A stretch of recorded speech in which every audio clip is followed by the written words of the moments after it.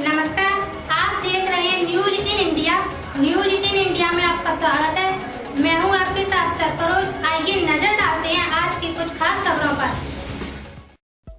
उपराष्ट्रपति एम वेंकैया नायडू ने 3 साल का कार्यकाल पूरा करने के मौके पर मंगलवार को एक कॉफी टेबल बुक जारी की, जिसका नाम है कनेक्टिंग, कम्युनिकेटिंग एंड चेंजिंग, यानी संपर्क, संवाद और परिवर्तन। इस बुक का उद्घाटन उपराष्ट्रपति एम वेंकैया नायडू के आधिकारिक निवास पर उनकी उपस्थिति में हुआ। इस अवसर पर बोलते हुए उन्होंने राज्यसभा के सभापति के रूप में अपने कार्यकाल में पारित हुए विशेष रूप से 3 ऐतिहासिक विधेयकों, 3 तलाक विधेयक, नागरिकता संशोधन विधेयक और जम्मू कश्मीर पुनर्गठन विधेयक का नाम लिया। बीजेपी के पास उच्च सदन में बहुमत नहीं था, फिर भी ये विधेयक पास हुए। उपराष्ट्रपति ने कहा कि ये महत्वपूर्ण राष्ट्रीय मुद्दों पर उच्च सदन की परिपक्वता को दर्शाता है। In line with this spirit, despite composition of the House and stated positions, Rajya Sabha has recently passed certain major bills like the Triple Talaq Bill, the Jammu and Kashmir Reorganization Bill, which is historic, and the Citizenship Amendment Bill. The House has also witnessed quite a few quality debates and also discussions. Amidst the winds of change, I am aware that about 1/3 of the valuable functional time of the House was lost due to disruptions during the last 8 sessions. Collectively, all sections of the House need to strive to bring down this disruption quotient. उपराष्ट्रपति के इन 3 सालों के सफर पर तैयार की गई इस पुस्तक का विमोचन केंद्रीय रक्षा मंत्री राजनाथ सिंह ने किया। उन्होंने कहा कि राज्यसभा के सभापति के रूप में उनका योगदान हमेशा एक मिसाल बनकर रहेगा। उपराष्ट्रपति एम वेंकैया नायडू के कार्यकाल के तीसरे वर्ष का वृत्तांत प्रस्तुत करने वाली इस पुस्तक का इलेक्ट्रॉनिक संस्करण तैयार किया गया है, जिसे केंद्रीय सूचना और प्रसारण मंत्री प्रकाश जावड़ेकर ने जारी किया। उन्होंने कहा कि ये किताब connecting with people by communication and for changing India के बारे में है। मैं तो कहूँगा कि सभी कॉलेज के छात्र या जिनको भी अच्छा भाषण सीखना है, अच्छा भाषण करना है, अच्छे संदर्भ जुटाना है, वो अगर केवल वेंकैया जी के भाषणों को फॉलो करेंगे तो भी वो कभी भाषण में पूरा विचार होता है, पूरी इमोशन होती है। धन्यवाद प्रस्ताव प्रस्तुत करते हुए सूचना और प्रसारण सचिव अमित खरे ने कहा कि ये पुस्तक समाज के सभी वर्गों को प्रेरित करेगी। 250 से भी अधिक पन्नों वाली इस पुस्तक को सूचना और प्रसारण मंत्रालय के प्रकाशन विभाग ने तैयार किया है। राज्यसभा के सभापति देश दीपक वर्मा और कई अन्य वरिष्ठ अधिकारी भी इस कार्यक्रम में शामिल हुए। उपराष्ट्रपति के रूप में 3 वर्ष पूरे होने के अवसर पर पुस्तक के प्रकाशन के लिए उपराष्ट्रपति और राज्यसभा के सभापति एम वेंकैया नायडू ने सूचना एवं प्रसारण मंत्रालय और प्रकाशन विभाग की सराहना की है। इस मौके पर उपराष्ट्रपति एम वेंकैया नायडू ने कहा कि सार्वजनिक जीवन में उन्होंने हमेशा पूरी निष्ठा के साथ संवैधानिक दायित्वों का निर्वहन किया है। राज्यसभा में हाल के कुछ सत्रों में बेहद प्रभावी कामकाज हुआ है और उत्पादकता लगातार काफी ज्यादा रही है। 3 साल के दौरान राज्यसभा की कार्यप्रणाली में सुधार और विविधता लाने के लिए सभापति एम वेंकैया नायडू के निरंतर प्रयास से उच्च सदन में उतार चढ़ाव के बावजूद धीरे धीरे तस्वीर बदलनी शुरू हुई। इस बात का जिक्र करते हुए उपराष्ट्रपति और राज्यसभा के सभापति एम वेंकैया नायडू ने इसे बदलाव की बयार बताया। उपराष्ट्रपति ने सार्थक बहस और रचनात्मक नजरिया अपनाकर संसद और विधानसभाओं को ज्यादा जीवंत बनाने पर जोर दिया। कॉफी टेबल बुक के विमोचन के मौके पर उपराष्ट्रपति और राज्यसभा के सभापति एम वेंकैया नायडू ने राज्यसभा में 3 साल के कामकाज का भी जिक्र किया। उन्होंने बताया कि उच्च सदन के बीते 8 सत्रों के दौरान कई ऐतिहासिक कानून समेत 93 विधेयक भी पारित हुए, जिनमें से 60 विधेयक यानी 65% पिछले 3 सत्र में पारित हुए हैं। खासकर 249वें और 250वें सत्र की उत्पादकता 100% रही। उपराष्ट्रपति एम वेंकैया नायडू ने कहा कि छात्र जीवन से लेकर आज तक वो जन सरोकारों से मार्गदर्शन हासिल करते रहे हैं। संवैधानिक मर्यादाओं और जन अपेक्षा को उन्होंने अपनी प्रेरणा बताया। कोविड-19 महामारी का जिक्र करते हुए उपराष्ट्रपति ने कहा कि महामारी के कारण ये साल उनके लिए विशेष कठिन रहा है। उन्होंने कहा कि इस अवधि में भरसक प्रयास रहा है कि विभिन्न भाषाओं के मीडिया में अपने आलेखों के या फिर फेसबुक अथवा सोशल मीडिया के माध्यम से जन साधारण से निरंतर संवाद कर सकूं। उपराष्ट्रपति ने सभी संबंधित पक्षों से आग्रह किया कि वो एकजुट होकर कोविड-19 महामारी के कारण हुई आर्थिक बाधा को पीछे छोड़कर देश को जरूरी उच्च विकास दर के रास्ते पर बनाए रखें। उन्होंने 2022 तक विभिन्न क्षेत्रों के लिए निर्धारित लक्ष्यों और 2030 तक संयुक्त राष्ट्र के सतत विकास लक्ष्यों को हर तरह से पूरा करने की आवश्यकता पर भी जोर दिया। Connecting, communicating, changing. प्रकाशन विभाग की ओर से लाई गई 250 से अधिक पन्नों की इस किताब में भारत और विदेश में उपराष्ट्रपति की यात्राओं सहित उनकी परिवर्तनशील गतिविधियों की शब्दों और चित्रों के माध्यम से जानकारी दी गई है। पुस्तक में उपराष्ट्रपति की विदेश यात्राओं, विश्व नेताओं के साथ उनकी बातचीत और विभिन्न देशों में भारतीय प्रवासियों को उनके संबोधन से संबंधित कार्यक्रमों को भी शामिल किया गया है। राज्यसभा में कामकाज को और भी अधिक प्रभावी बनाने के लिए जो बदलाव किए हैं, उनके लिए उच्च सदन के सभापति के तौर पर उपराष्ट्रपति एम वेंकैया नायडू की तरफ से उठाए गए कदमों का जिक्र और इसके फलस्वरूप उच्च सदन के कामकाज में जो उल्लेखनीय सुधार हुए हैं, उसका जिक्र भी इस पुस्तक में किया गया है। साथ ही किसानों, वैज्ञानिकों, डॉक्टरों, युवाओं, प्रशासकों, प्रमुख उद्योगपतियों और कलाकारों के साथ उपराष्ट्रपति एम वेंकैया नायडू की बातचीत की झलक भी इस किताब में मौजूद है। इस पुस्तक के अंतिम अध्याय में ये बताया गया है कि किस तरह से उपराष्ट्रपति ने महामारी के दौरान समय का प्रभावी ढंग से सदुपयोग किया और अपने मित्रों, शिक्षकों, लंबे समय तक साथ में काम करने वाले सहयोगियों, पुराने और नए परिचितों, रिश्तेदारों, सांसदों, आध्यात्मिक गुरुओं और पत्रकारों इत्यादि का हालचाल जानने के लिए मिशन कनेक्ट शुरू किया। उन्होंने मुख्यमंत्रियों, राज्यपालों, संसदों के दोनों सदनों के विभिन्न राजनीतिक दलों के नेताओं और राज्यसभा के सभी सांसदों के साथ टेलीफोन पर भी बातचीत की। यह किताब वास्तविक और ऑनलाइन दोनों माध्यमों से बिक्री के लिए उपलब्ध है। 1500 रुपए की कीमत के साथ पी बुक प्रकाशन विभाग के बिक्री केंद्रों और देश भर में अधिकृत एजेंटों से खरीदी जा सकती है। कोरोना वायरस संक्रमण की स्थिति पर विचार विमर्श के लिए प्रधानमंत्री नरेंद्र मोदी 10 राज्यों के साथ वीडियो कॉन्फ्रेंसिंग के जरिए बैठक की। इस बैठक में आंध्र प्रदेश, कर्नाटक, तमिलनाडु, पश्चिम बंगाल, महाराष्ट्र, पंजाब, बिहार, गुजरात, तेलंगाना और उत्तर प्रदेश के मुख्यमंत्री शामिल हुए। इस बैठक में इन सभी राज्यों में कोरोना के ताजा हालात और तैयारियों पर विस्तार से बातचीत हुई। प्रधानमंत्री नरेंद्र मोदी ने कहा कि सक्रिय मामलों का प्रतिशत कम हुआ है, जबकि रिकवरी रेट बढ़ा है, जिसका अर्थ है कि हमारे प्रयास कारगर सिद्ध हो रहे हैं। पीएम मोदी ने कहा कि सबसे अहम बात है कि इससे लोगों के बीच भी एक भरोसा बढ़ा है, आत्मविश्वास बढ़ा है और डर भी कुछ कम हुआ है। पीएम ने कहा कि ये विशेषज्ञों का मानना है कि अगर इन 10 राज्यों में संक्रमण पर नियंत्रण पा लिया गया तो देश कोरोना के खिलाफ जंग जीत जाएगा। पीएम मोदी ने कहा कि अब तक का हमारा अनुभव है कि कोरोना के खिलाफ कंटेनमेंट, कॉन्टैक्ट ट्रेसिंग और सर्विलेंस ये सबसे प्रभावी हथियार है और जनता भी इस बात को समझ रही है और लोग सहयोग कर रहे हैं। पीएम ने कहा कि ये जागरूकता हमारी कोशिशों के एक अच्छे परिणाम की तरह है।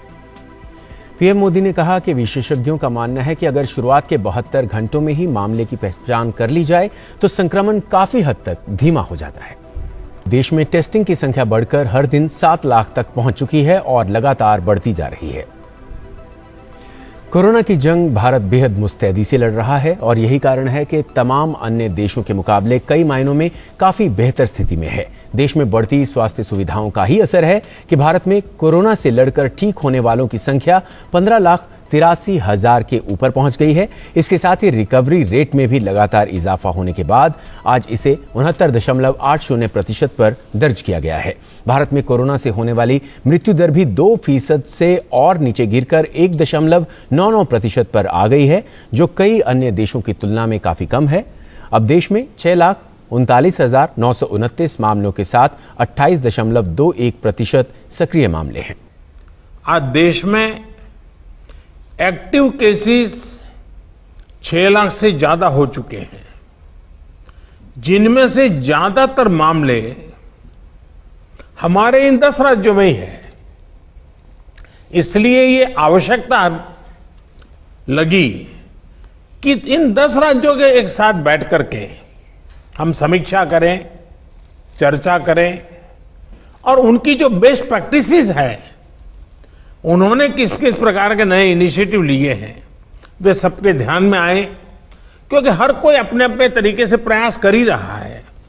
और आज की इस चर्चा से हमें एक दूसरे के अनुभवों से काफी कुछ सीखने को, समझने को मिला है। कहीं न कहीं ये एक भाव आज निकल कर आया है कि अगर हम मिलकर अपने इन 10 राज्यों में कोरोना को हरा देते हैं तो देश भी जीत जाएगा। साथियों, टेस्टिंग की संख्या बढ़कर हर दिन 7 लाख तक पहुंच चुकी है और लगातार बढ़ भी रही है। इससे संक्रमण को पहचानने और रोकने में जो मदद मिल रही है, आज हम उसके परिणाम देख रहे हैं। हमारे यहां एवरेज फर्टिलिटी रेट पहले भी दुनिया के मुकाबले काफी कम था। संतोष की बात है कि ये लगातार और कम हो रहा है। एक्टिव केसेस का प्रतिशत कम हुआ है। रिकवरी रेट लगातार बढ़ता जा रहा है, सुधरता जा रहा है। तो इसका अर्थ यह है कि हमारे प्रयास कारगर सिद्ध हो रहे हैं। सबसे अहम बात यह है कि इससे लोगों के बीच भी एक भरोसा बढ़ा है, आत्मविश्वास बढ़ा है और डर का माहौल भी कुछ कम हुआ है। और जैसे जैसे हम टेस्टिंग को बढ़ाते जाएंगे, हमारी ये सफलता आगे और भी बड़ी होगी और एक संतोष का भाव हमको अनुभव होगा। हमने मृत्यु दर को 1% से भी नीचे लाने का जो लक्ष्य रखा है, इसे भी अगर हम थोड़ा और प्रयास करें, बड़े फोकस में प्रयास करें, तो वो लक्ष्य भी हम हासिल कर सकते हैं। अब आगे हमें क्या करना है, कैसे बढ़ना है, इसे लेकर भी काफी स्पष्टता हमारे बीच में भी उभर करके आई और एक प्रकार से ग्रासरूट लेवल तक सब लोगों के दिमाग में पहुंच गया। अभी क्या करना है, कैसे करना है, कब करना है, बात हिंदुस्तान के नागरिक तक हम पहुंचा पाए हैं। बुलंदशहर में गांव चरौरा मुस्तफाबाद के पास सुबह 2 बाइकों की आमने सामने से भिड़ंत हो गई। हादसे में बाइक सवार एक छात्रा की मौके पर ही मौत हो गई, जबकि उसका भाई गंभीर रूप से घायल हो गया। सूचना पर पहुंची पुलिस ने मृतका के शव को पोस्टमार्टम के लिए भेज दिया है। दादरी निवासी सत्येंद्र भाटी की 17 वर्षीय पुत्री सुदीक्षा भाटी अपने भाई निगम भाटी के साथ बाइक से माधवगढ़ अपनी ननिहाल जा रही थी। जब बाइक सवार दोनों भाई बहन बुलंदशहर औरंगाबाद गढ़मुक्तेश्वर हाईवे पर गांव चरौरा मुस्तफाबाद मोड़ के निकट पहुंचे तो सामने से आ रही तेज रफ्तार अनियंत्रित बाइक ने उनकी बाइक में टक्कर मार दी। इस हादसे में बाइक सवार छात्रा सुदीक्षा की मौके पर ही मौत हो गई, जबकि उसका भाई निगम गंभीर रूप से घायल हो गया। हादसे की सूचना पर परिजन मौके पर पहुंचे, साथ ही पुलिस ने सबको कब्जे में लेकर पोस्टमार्टम के लिए भेज दिया है।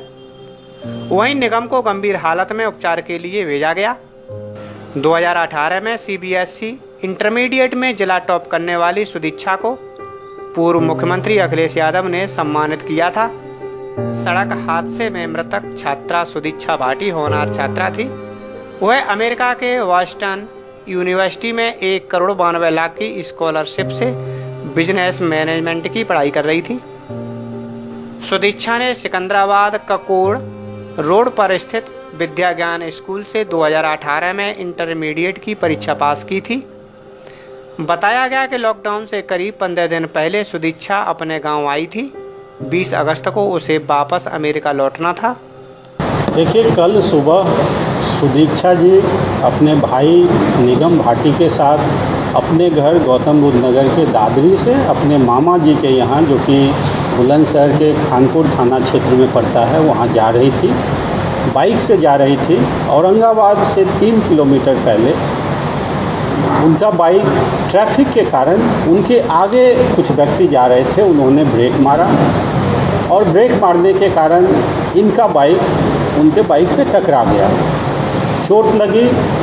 इनको स्थानीय प्रशासन ने सूचना मिलने पर तुरंत CHC औरंगाबाद में भर्ती करवाया। इसमें कतिपय सूत्रों द्वारा ये बताया जा रहा है कि उनके चाचा बाइक चला रहे थे, जो कि सर्वथा गलत है। इनके भाई का वीडियो स्टेटमेंट देखा गया है और अभी औरंगाबाद के सुभाष सिंह जो इंस्पेक्टर हैं वो इनके मामा जी के यहाँ गए थे। इनके मामा जी ने भी यही बताया है कि इनके भाई थे साथ में, चाचा नहीं थे।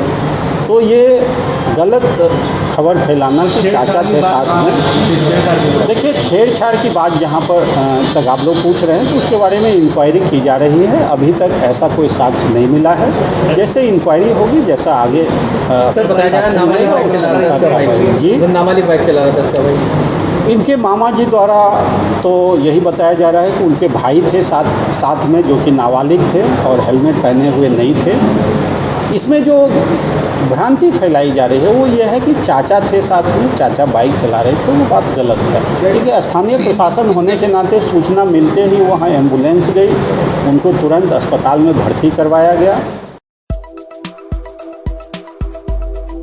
बागपत जिले के छपरौली थाना इलाके में तिलवाड़ा मार्ग पर सुबह होते ही भाजपा के पूर्व जिलाध्यक्ष संजय खोखर की गोली मारकर हत्या कर दी गई। सूचना मिलते ही मौके पर पहुंची पुलिस ने सबको कब्जे में लेकर जांच शुरू कर दी है। भाजपा जिलाध्यक्ष सूरजपाल गुर्जर ने घटना से पार्टी हाईकमान को अवगत करा दिया है। एसपी ने बताया कि पूर्व जिलाध्यक्ष के पीठ, कनपटी और सीने में तमंचे से गोली मारी गई है। घटना स्थल से एक 315 बोर का कारतूस मिला है। छपरौली निवासी संजय खोखर RSS के पुराने कार्यकर्ताओं में से एक थे। मंगलवार सुबह अपने घर से तिलवाड़ा मार्ग पर मॉर्निंग वॉक के लिए निकले थे। करीब 1.5 किलोमीटर दूर एक खेत के पास उनकी गोली मारकर हत्या कर दी गई। फायरिंग की आवाज़ सुनकर आसपास के किसान मौके पर पहुंचे, लेकिन तब तक हमलावर फरार हो चुके थे। हत्या की सनसनीखेज वारदात के बाद मौके पर सैकड़ों लोगों की भीड़ जमा हो गई। भाजपा कार्यकर्ता भी मौके पर पहुंच गए। ग्रामीणों ने बढ़ते अपराध पर गुस्सा जाहिर किया। संजय खोखर साल 2017 के विधानसभा चुनाव में भाजपा के जिलाध्यक्ष थे। केंद्रीय मंत्री संजीव बालियान और प्रदेश के गन्ना मंत्री सुरेश राणा के अलावा भाजपा के प्रदेश अध्यक्ष स्वतंत्र देव सिंह के बहुत करीबी थे। शुरुआती जांच में मामला पुरानी रंजिश का लग रहा है।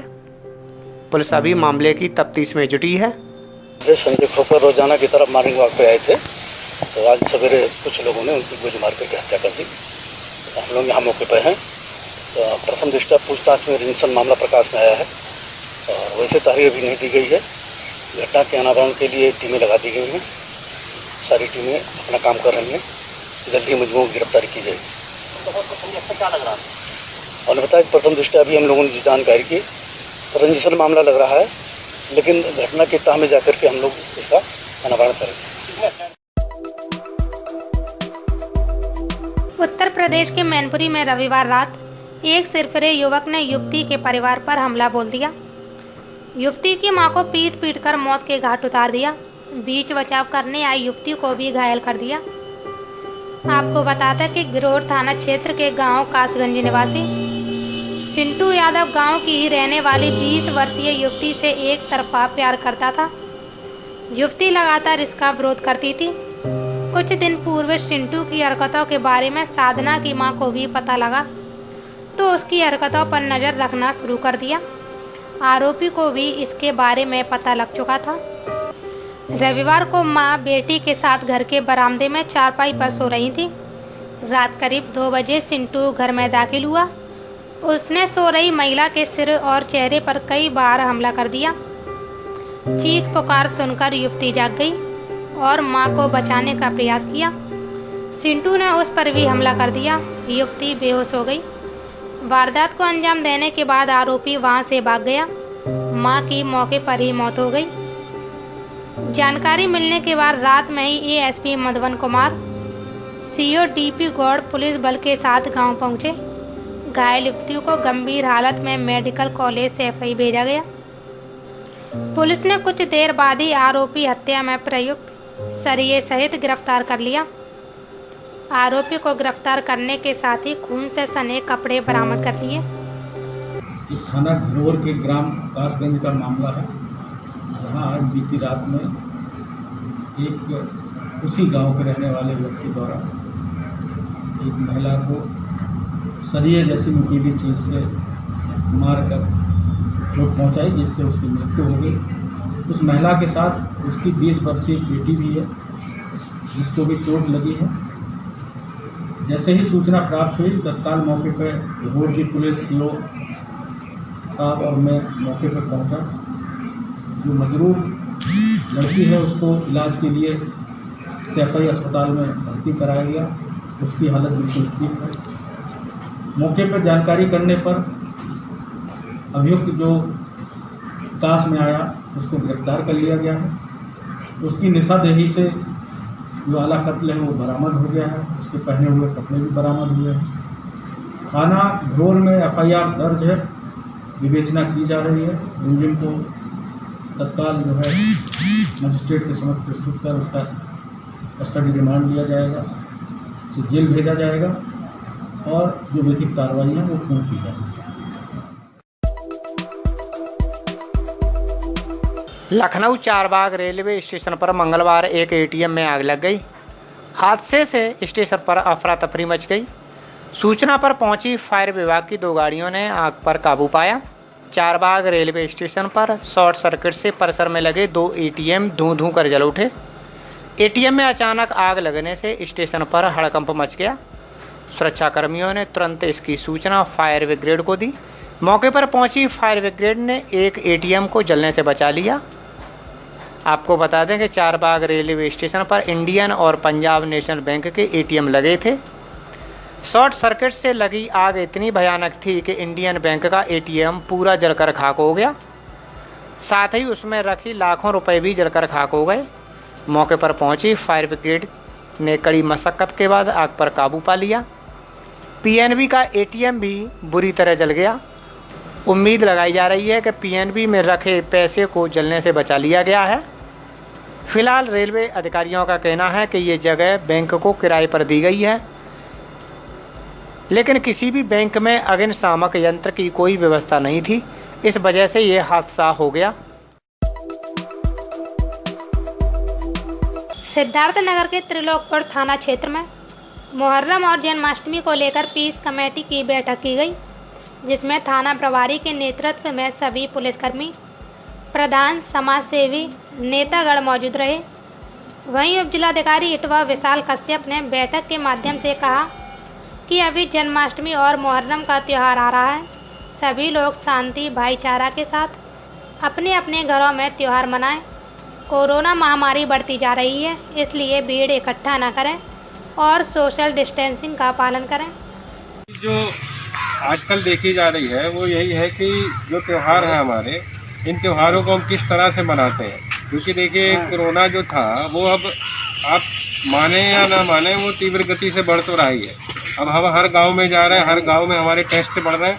जब हमारे टेस्ट बढ़ेंगे तो निश्चित रूप से जितने टेस्ट हम अधिक करेंगे उतने हमारे संक्रमित लोग बढ़ते चले जा रहे हैं। तो गाँव में अब ये एक समस्या आ जा रही है कि जैसे हम गाँव जा रहे हैं तो गांव में कोई संक्रमित हो गया, संक्रमित होने के बाद उससे कह रहे हैं कि भाई आपको L1 में नहीं चलते, तो वो कह रहा है कि नहीं साहब हम यहीं रहेंगे।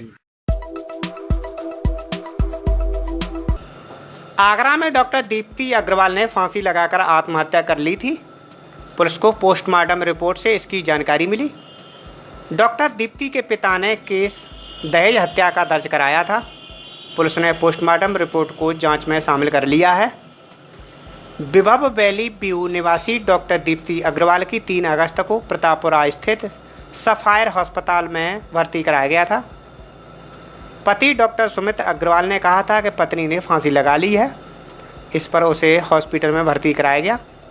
उपचार के दौरान 6 अगस्त को डॉक्टर दीप्ति की मौत हो गई। इस मामले में दहेज के लिए हत्या का मुकदमा दर्ज कराया गया था। इसमें डॉक्टर सुमित अग्रवाल सहित 5 लोगों को नामजद किया गया है।